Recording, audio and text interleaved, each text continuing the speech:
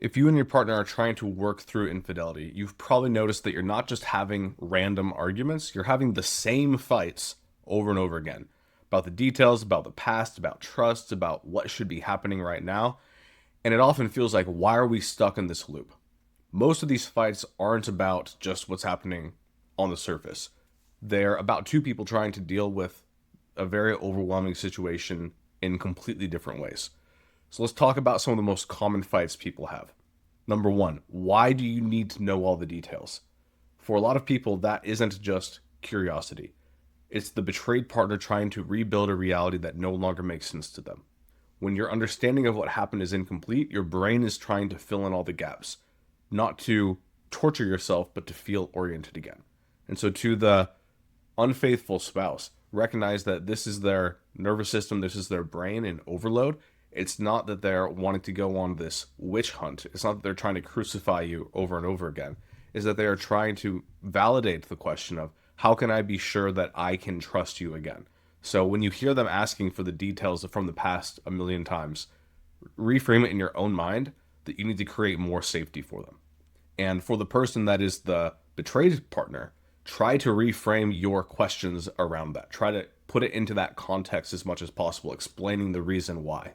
And maybe you weren't fully aware of it, so think about it. Why do you need to know all the details? Often it's because you need to know that they won't do it again, and you need to know that you can feel safe now. You need to know that they're willing to be honest about the past. You can know that they're willing to be honest about the future.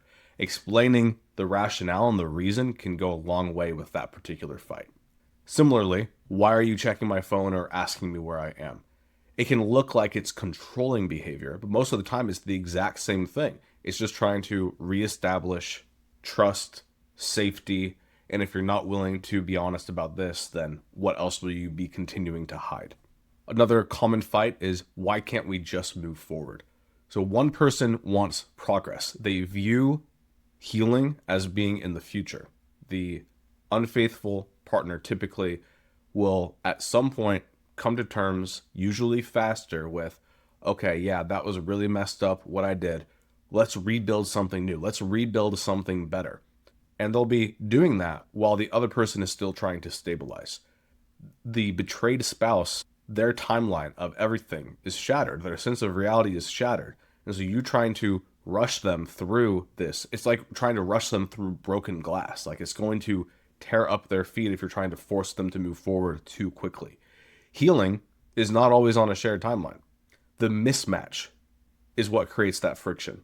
So recognizing that there might need to be some meeting in the middle, and fundamentally what you're doing is trying to balance two things. One, your relationship was broken and killed. I think it's accurate to say that infidelity kills a relationship. It's no longer there. And so you need to do the proper tasks of mourning and burying that version of the relationship, while simultaneously, number two, building a new one.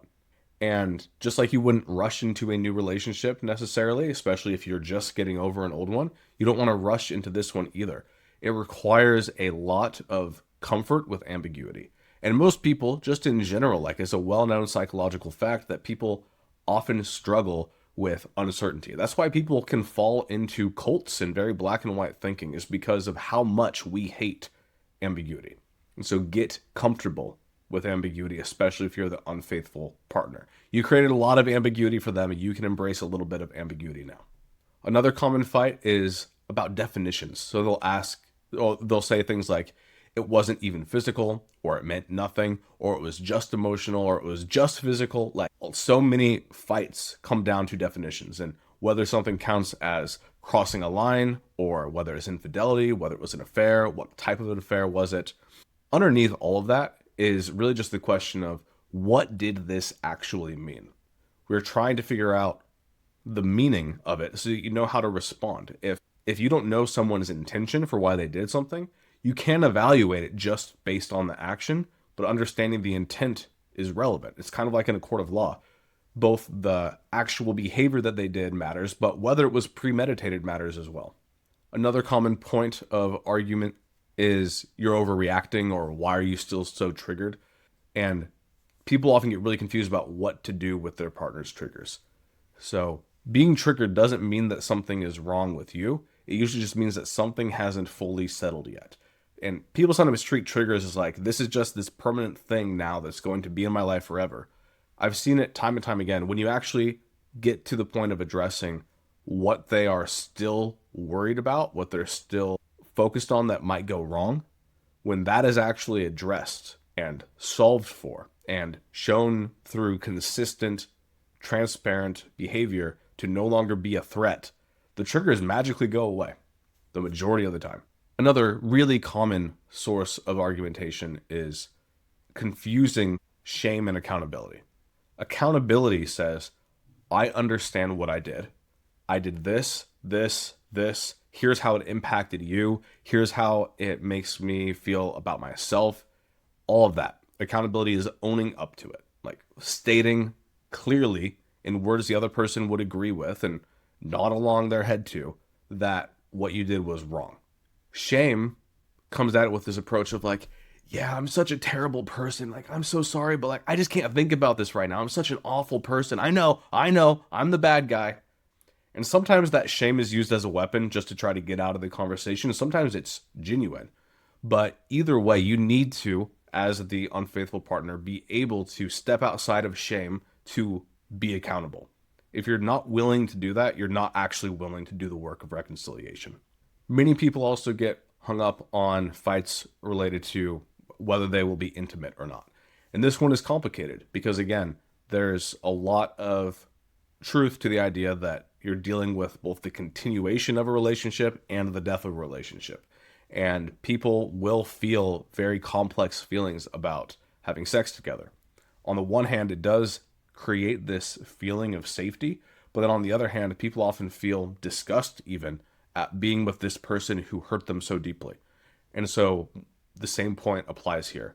Ambiguity is something you're going to need to be okay with. The exact playbook is not written for anyone. You need to be able to follow their lead and not pressure, because being intimate can bring up a lot of feelings of comparison, of avoidance, of pressure, of needs for reassurance.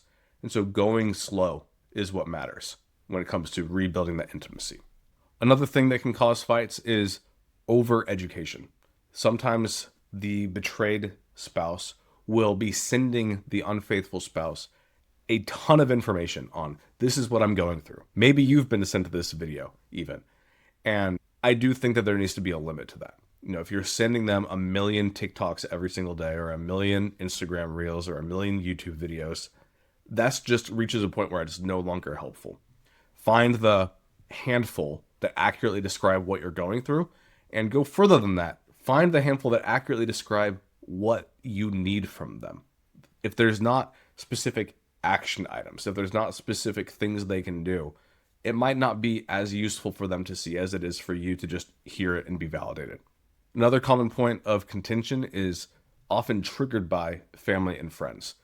Outside voices can sometimes stabilize things. They can be a voice of wisdom. They can be a voice of just hearing you out. But sometimes they make things worse because they think that they know better than the two of you do.